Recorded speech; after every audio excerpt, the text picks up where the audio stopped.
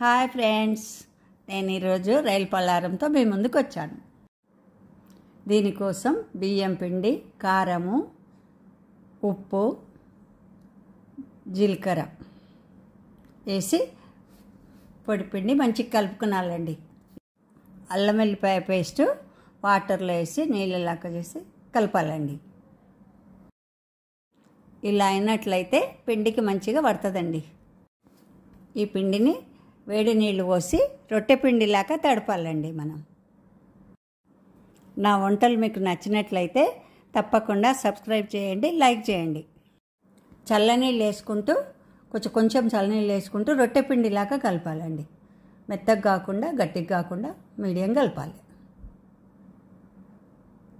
అవసరాన్ని బట్టి మరిన్ని నీళ్ళు వేసుకుంటూ కలపండి.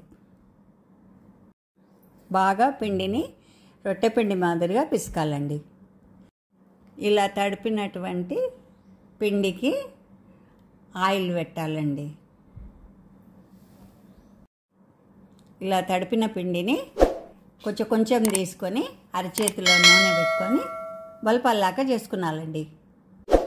చూడండి నేను ఎలా చేస్తున్నానో ప్రాక్టీస్ చేస్తే మీకు కూడా వస్తుందండి. ఇలా రెడీ అయినాక ఆవిరికి ఉడకబెట్టుకున్నాలండి. ఇవి గిన్నెలో వేడి నీళ్ళు పోసి రంధ్రాల తట్టలో పెట్టి ఆవిరికి ఉడికిస్తున్నానండి. ఉడికించిన వాటిని మీకు చూపిస్తానండి. చాలా మంచిగా అయినాయి, చూడండి ఎంత రెడీ అయినాయి. తాలింపు కోసం ఉల్లిగడ్డలు, కొత్తిమీర, పుదీనా, కరివేపాకు రెడీ చేసుకున్నానండి. ఆయిల్ వేడి చేసుకుంటున్నానండి. పోపు గింజలు వేస్తున్నాను. దీనికి ఉల్లిగడ్డలే టేస్ట్ అండి, ఎక్కువ వేసుకున్నాలి. కొద్దిగా ఉల్లిగడ్డలు వేస్తున్నానండి. కరివేపాకు వేసి కూడా కలుపుతున్నానండి. దీనికి కొంచెము పసుపు వేస్తే బాగుంటుందండి, కలర్ మంచిగా కనిపిస్తుందండి.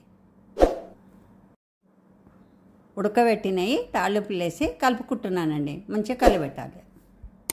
నా ఛానల్ని లైక్ చేయండి, సబ్స్క్రైబ్ చేయండి. కొత్తిమీరనండి, పుదీనా వేస్తున్నాను. 2 చెంచాల పల్లీల పొడి అండి, 2. కొంచెం ధనియాల పొడి వేయాలండి.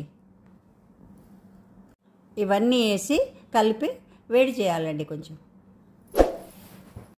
5 నిమిషాలు వేడైతే రైలు పల్లారం రెడీ అండి. చూస్తేనే తినాలనిపిస్తుంది కదండి. Thank you for watching.